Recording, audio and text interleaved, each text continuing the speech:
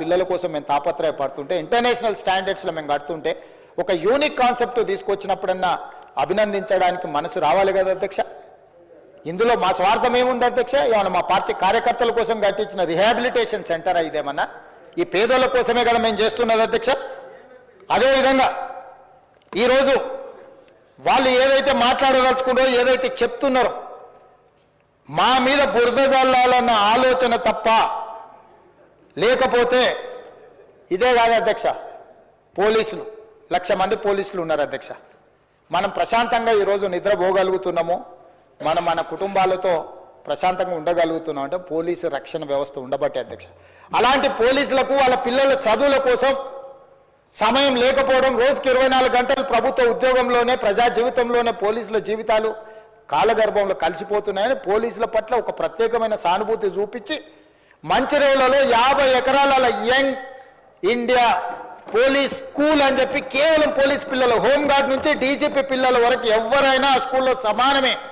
ఒక హోంగార్డ్ బిడ్డ అయినా డీజీపీ బిడ్డ అయినా ఆ యంగ్ ఇండియా పోలీస్ స్కూల్లో భారతదేశంలో సైనిక్ స్కూల్కి ఎంత ప్రతిష్ట ఉన్నదో నా తెలంగాణ రాష్ట్రంలో ఉన్న పోలీసులు వాళ్ళ పిల్లలు కూడా అంత ప్రతిష్ట కలిగిన చదువే కాదు స్పోర్ట్స్లో క్రీడలలో రాణించడానికి అవసరమైన అన్ని ప్రణాళికలు చేసి మంచిర్యాలలో 50 ఎకరాల స్థలాన్ని కేటాయించి కోట్ల రూపాయలు ఇచ్చి ఇవాళ పోలీసుల పిల్లల కోసం ఒక అత్యున్నత ప్రమాణాలతో కూడుకున్న ఎడ్యుకేషన్ ఇవాళ పోలీస్ పిల్లలకి ఇవ్వాలనుకున్నాం అధ్యక్ష. ఇవాళ వాళ్ళు మన రక్షణ కోరుకుంటున్న వాళ్ళు, మనల్ని కాపాడుతున్న వాళ్ళు ఈరోజు రాష్ట్రం ప్రశాంతంగా ఉందంటే అది పోలీస్ శాఖ వల్ల కాదా అధ్యక్ష? వాళ్ళు ఏముంటుంది అధ్యక్ష? వాళ్ళ పిల్లలు మంచి చదువులు చదువుకోవాలి, వాళ్ళ పిల్లలు రాణించాలనుకుంటారు. వాళ్ళ జీవితం ఎట్లాగూ ఇట్లా గడిచిపోయింది, మా పిల్లలైనా బాగుండాలని కోరుకుంటారు. ఎప్పుడు ఆలోచన చేసిరా అధ్యక్ష? ఏ రోజైనా ఈ రాష్ట్రంలో ఉన్న 1,00,000 మంది పోలీస్ సిబ్బంది గురించి అయినా ఆయన ఆలోచన చేసిండ్రా? డీజీపీ నుంచి హోంగార్డ్ వరకు పోలీస్ సిబ్బందిని ప్రత్యేకంగా వాళ్ళకు ఒక వ్యవస్థ ఉండాలి అని ఈరోజు ఒక అడిషనల్ డీజీ క్యాడర్ ఆఫీసర్ను పెట్టి ఒక వ్యవస్థను బ్రహ్మాండంగా ఏర్పాటు చేసి ఈరోజు పోలీస్ స్కూల్ని ఏర్పాటు చేసినాం కదా అధ్యక్ష. ఈరోజు ఇట్లా ఒక్కొక్కటిగా మీరు పెండింగ్ పెట్టిపోయి మా నెత్తి మీద మోపిన అన్ని రకాల సమస్యల్ని పరిష్కరించుకుంటూ మేము ముందుకు వెళ్తుంటే మీరు మమ్మల్ని అవహేళన చేయడం, గవర్నర్ గారి ప్రసంగాన్ని తప్పు పట్టే విధంగా, గవర్నర్ గారిని కించపరిచే విధంగా మాట్లాడడం సమంజసమని నేను అడుగుతున్నా అధ్యక్ష. గవర్నర్ గారి ప్రసంగం ప్రభుత్వం యొక్క ఆలోచన విధానం, ప్రభుత్వం యొక్క భవిష్యత్ ప్రణాళిక, ఆ భవిష్యత్ ప్రణాళికనే గవర్నర్ గారు మాట్లాడతారు తప్ప గవర్నర్ గారు వారు సొంతంగా ఏం ఆలోచన చేయరు అధ్యక్ష. మంత్రివర్గ తీర్మానమే గవర్నర్ ప్రసంగం అని నేను చెప్పదలుచుకున్నాను అధ్యక్ష.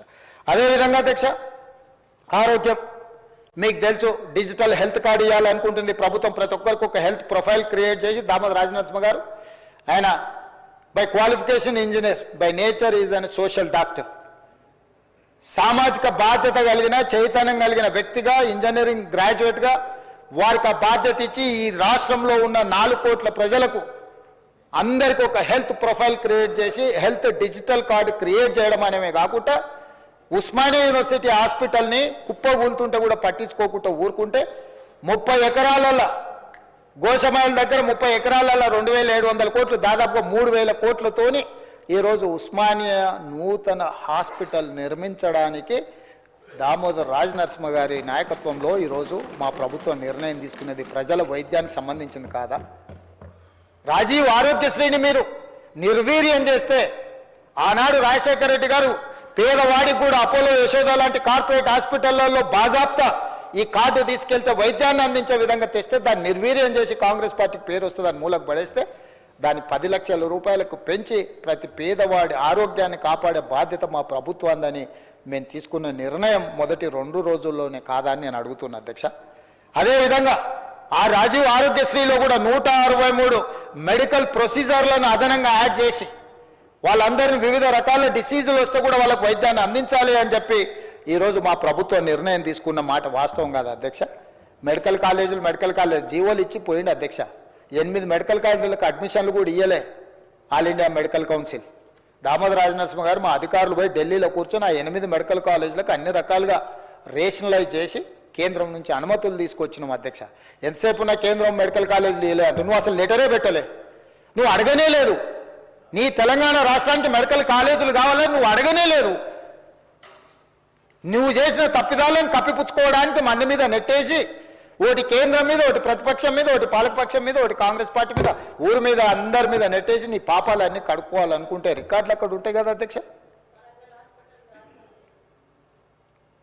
ఉన్న వరంగల్ కానీ, లేకపోతే అల్వాల్ కానీ, లేకపోతే ఎల్బీ నగర్ కానీ, లేకపోతే నిమ్స్ కానీ మొదలు పెట్టించినావు, కాంట్రాక్టులు ఇచ్చినావు, కమిషన్లు తీసుకున్నావు, పోయినావు. ఇవాళ మేము వచ్చి కూర్చొని నిరంతరం కోమటిరెడ్డి వెంకటరెడ్డి గారిని ప్రతి నెల పర్సనల్గా విజిట్ చేసి సమీక్షించుకుంటూ ఈరోజు వాటిని వేగంగా పూర్తి చేసి జూన్ 2, 2025 లోపల ప్రారంభించాలని రాత్రి మగళ్ళు మా మంత్రి గారు ఎంబడి పడి ఈరోజు గ్రీన్ ఛానల్ వాటికి నిధులు ఇచ్చి పూర్తి చేసే ప్రయత్నం చేస్తున్నాం కదా అధ్యక్ష. ఇవన్నీ కనిపిస్తలేవా? వైద్యం పట్ల మాకున్న చిత్తశుద్ధి. ఎక్కడైనా చిన్న సంఘటన జరిగితే దాన్ని తీసుకొని చిలువలు పలువలు చేసి దాన్నే మొత్తం ప్రచారం చేసి మొత్తం వ్యవస్థ కుప్పగూలిందని అంటే అందులో సమస్యలు లేవనెత్తుతున్నట్టు కనిపిస్తలేదు అధ్యక్ష. వాళ్ళ పైశాచిక ఆనందంగా అనిపిస్తుంది, సంతోషంతో గంతులేస్తున్నట్టుగా అనిపిస్తారు అధ్యక్ష. సమస్యలు లేవనెత్తుతే ఇప్పుడు కమ్యూనిస్టు సోదరులు ఉన్నారు, ఎక్కడైనా ఏదైనా సంఘటన చేస్తే సమస్యలు లేవనెత్తే దానికోసం నిరసన చేస్తే దానికోసం వీధుల్లోకి వస్తారు. వాళ్ళు చెప్తే ఏదంటే మేము సావధానంగా దాన్ని అరే ఒక ఇష్యూని రేజ్ చేస్తున్నారు, దీన్ని మనం అటెన్షన్తో ఉండాలి అని అధికారులకు అందరూ సూచన. మీదెక్కడ అధ్యక్ష? మీరు అదొదిలేసి పైశాచికానందం ఏంది అధ్యక్ష? అసలు తాండవం చేస్తుంటారు అధ్యక్ష. ఎక్కడైనా పొద్దున లేవగానే టీవీ బ్రేకింగ్ చూసినా, పేపర్ తీసినా, ఎవరైనా చచ్చిపోయి అనగానే కుటుంబం అంతా తలుపులు మూసుకొని గంతులు వేస్తారు. ఇది ఎక్కడి పైశాచిక ఆనందం అధ్యక్ష? ట్విట్టర్ చూడండి మీరు. అదేవిధంగా అధ్యక్ష ఇన్ఫ్రాస్ట్రక్చర్, నూతనంగా తెలంగాణ రాష్ట్రానికి ఒక గొప్ప ఇన్ఫ్రాస్ట్రక్చర్ ఉండాలి. హైదరాబాద్ నగరం అంతర్జాతీయ నగరం కావాలి, ప్రపంచ దేశాలతో పోటీ పడాలి. పక్కనున్న బెంగళూరు, ముంబయో, లేకపోతే చెన్నైయో, లేకపోతే ఢిల్లీయో కాదు, న్యూయార్క్, టోక్యో, సియోల్ లాంటి నగరాలతో పోటీ పడాలని ఈరోజు మన వల్ల అయింది మనం చేసి కేంద్ర ప్రభుత్వం సహకారం తీసుకోవాలని మా ప్రభుత్వం చేస్తుంది. నిన్న మన ఆయన పదే ఢిల్లీ పోతున్నాడు అనేది అన్నాడు అధ్యక్ష. లిస్ట్ కూడా చెప్పదలుచుకున్నాను నేను ఇప్పుడు ఈ సందర్భంగా.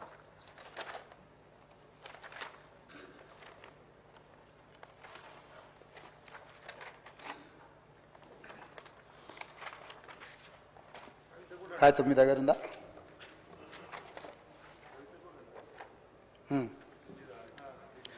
ఢిల్లీకి ఏమైనా గోటీలు ఆడుకోనికి పోతున్నా అధ్యక్ష. నేనేమన్నా 32 సార్లు పోయినా అధ్యక్ష ఢిల్లీకి, ఒక్కసారి కాదు. భవిష్యత్తులో ఇంకా 300 సార్లు అయినా పోతాం అధ్యక్ష. ఈ 15 నెలల్లో నేను 32 సార్లు ఢిల్లీకి పోయినా. 32 సార్లలో 3 సార్లు ప్రధానమంత్రిని కలిసిన, మిగతా అందరు కేంద్ర మంత్రులను కలిసిన, ఇంక్లూడింగ్ కిషన్ రెడ్డితో సహా, బండి సంజయ్తో సహా ప్రతి ఒక్కరిని కేంద్ర మంత్రులను కలిసినాం. అసలు కేంద్ర రాష్ట్ర ప్రభుత్వాల యొక్క సత్సంబంధాలు, రాజ్యాంగంలో పొందుపరిచిన విధానాలను వీళ్ళు మర్చిపోతే అధ్యక్ష. కేంద్ర రాష్ట్ర ప్రభుత్వాల మధ్యలో ఉండాల్సిన, కొనసాగించాల్సిన సత్సంబంధాలు, కేంద్ర ప్రభుత్వ పరిధిలో ఉండే అంశాలు, రాష్ట్ర ప్రభుత్వ పరిధిలో ఉండే అంశాలు, కేంద్రం రాష్ట్ర పరిధిలో ఇద్దరిలో కలిసి ఉండే అంశాల ప్రాతిపదికన నిర్ణయాలు జరుగుతాయి అధ్యక్ష. అనుమతులు ఇవ్వాలి, నిధులు ఇవ్వాలి, దానికి సంబంధించిన విషయాలను మనం కేంద్రానికి విడమర్చి చెప్పాలి. ఈరోజు నేను ఢిల్లీకి వెళ్ళినప్పుడల్లా ఢిల్లీకి పోయినా కలిసిన నరేంద్ర మోడీ గారిని, దేశ ప్రధానమంత్రి. ఈ దేశ ప్రధానమంత్రిని గౌరవించే సంస్కృతి నాకున్నది, మీకు లేకపోవచ్చు. మీరు కేసుల కోసమే చీకట్లో గెలుచుకుంటూ ఉండొచ్చు. మీరు మీ సంపాదనను కాపాడుకోవడానికి మీరు ఎవరైనా కాళ్ళు పట్టుకోవచ్చు. నాకే ఉంది, బాజాప్తా గెలిచిన బడేబాయ్ అన్నాడు. Yes, on the floor, on record. నేను మళ్ళొకసారి చెప్పదలుచుకుని, దేశ ప్రధానమంత్రి ఏ రాష్ట్ర ముఖ్యమంత్రికైనా పెద్దన్న లాంటి వాడే. రాష్ట్రాల ముఖ్యమంత్రులు, రాష్ట్రాల కూడికనే కేంద్రము. రాష్ట్రాలలో ఉండే ముఖ్యమంత్రులకు ప్రధానమంత్రి పెద్దన్న లాంటి వాడు. ప్రధానమంత్రి తీసుకునే నిర్ణయాలు, కేంద్ర మంత్రివర్గం తీసుకునే నిర్ణయాలకు రాష్ట్రాల అభివృద్ధి కోసం ఉపయోగపడుతుంది. ఇందులో రాజకీయం ఏముంది అధ్యక్ష? రాజకీయాలు వచ్చినప్పుడు ఆయన భారతీయ జనతా పార్టీ నాయకుడు, నేను కాంగ్రెస్ పార్టీ నాయకుడిని. నా పార్టీ ప్లాట్ఫామ్ మీదకి వచ్చినప్పుడు నా పార్టీ విధానం మాట్లాడతా. ప్రభుత్వం వచ్చినప్పుడు కేంద్ర ప్రభుత్వం తీసుకోవాల్సిన సహకారం తీసుకుంటా. వెళ్ళినప్పుడు శంకర్ వచ్చిండు మిత్రుడు కొన్నిసార్లు, రేపు వెళ్ళాలి చూస్తే మహేశ్వర్ రెడ్డి గారిని అయినా తీసుకొని వెళ్తా. ఒకవేళ వాళ్ళు పరిచయాలు ఉన్నాయి, దానివల్ల తెలంగాణ రాష్ట్రానికి ఉపయోగపడతాను. కిషన్ రెడ్డి గారిని 4 సార్లు కలిసినాం, మాట్లాడినాం, 5 సార్లు మాట్లాడినాం. నాకేముంది అధ్యక్ష? ప్రజలు నిర్మలా సీతారామన్ గారిని, లేకపోతే అమిత్ షా గారిని, అందరినీ కలిసిన అధ్యక్ష. నేను కలవని మంత్రి ఎవరైనా కేంద్రంలో ఉన్నాడా? ఈ తెలంగాణ రాష్ట్రానికి సాధించుకోవాల్సిన అనుమతుల విషయంలో, నిధుల విషయంలో కేంద్రంలో ఉన్న ప్రతి ఒక్కరిని కలిసిన, ప్రధానమంత్రి గారిని కలిసి నివేదికిచ్చి అక్కడి నుంచి మంత్రులకు పంపించి మంత్రులతోని ఫాలో అప్ చేసి, నేను ఒక IAS ఆఫీసర్ కంటే ఎక్కువ, ఒక క్లర్క్ కంటే ఎక్కువ ప్రతి టేబుల్ దగ్గరకు పోయి తెలంగాణ రాష్ట్రానికి కావాల్సిన వాటి కోసం నేను ప్రయత్నం చేసిన అధ్యక్ష. తప్ప నేను పోయి వచ్చినందుకు నేను సాధించింది వరంగల్ ఎయిర్పోర్ట్ నేను తెచ్చింది కాదు అధ్యక్ష. రీజనల్ రింగ్ రోడ్డు నార్త్ ఉత్తర భాగం టెండర్లకు వచ్చింది నా వల్ల కాదు అధ్యక్ష. 4,000 కోట్ల ప్రపంచ బ్యాంక్ హెల్త్ ప్రాజెక్టు అప్రూవల్ తీసుకొచ్చింది నేను కాదు అధ్యక్ష. డిఫెన్స్ ల్యాండ్స్ ఎక్స్చేంజ్ కంటోన్మెంట్లో రాజశేఖర రెడ్డి గారు ఉన్నప్పుడు, మన్మోహన్ సింగ్ గారు ఉన్నప్పటి నుంచి 20 ఏళ్ళ నుంచి మొదలు పెడితే ఈ రోజు వరకు కంటోన్మెంట్లో డిఫెన్స్ ల్యాండ్స్ రాలేదు అధ్యక్ష. వీళ్ళు 10 ఏళ్ళు కూడా తేలేకపోయారు అధ్యక్ష. నేను పోయి ఢిల్లీకి పోయి నరేంద్ర మోడీ గారిని కలిసి, రాజ్నాథ్ సింగ్ గారిని కలిసి ఉత్తర తెలంగాణ మొత్తం అక్కడికి వస్తేనే బాటిల్ నెక్ అవుతుంది. రాజీవ్ రహదారి నుంచి మొదలు పెడితే అక్కడి నుంచి వస్తే ట్రాఫిక్ అంతా అక్కడ జామ్ అవుతుంది, మీరు ఇవ్వాల్సిందే అనుమతి అని వాళ్ళని అడిగితే రాజ్నాథ్ సింగ్ గారు పెద్ద మనసు చేసుకొని 160 ఎకరాల రక్షణ శాఖకు సంబంధించిన భూ బదలాయింపు తెలంగాణ రాష్ట్రానికి చేసిండు. చేసినప్పుడు నేను అభినందించొద్దా అధ్యక్ష రాజ్నాథ్ సింగ్ గారిని? తప్పేముంది అధ్యక్ష? తెలంగాణ రాష్ట్ర ప్రయోజనాల కోసం, అభివృద్ధి కోసం ఒక మంత్రి సహకరించినప్పుడు ఆ మంత్రి మాకు సహకరించిందని చెప్పడానికి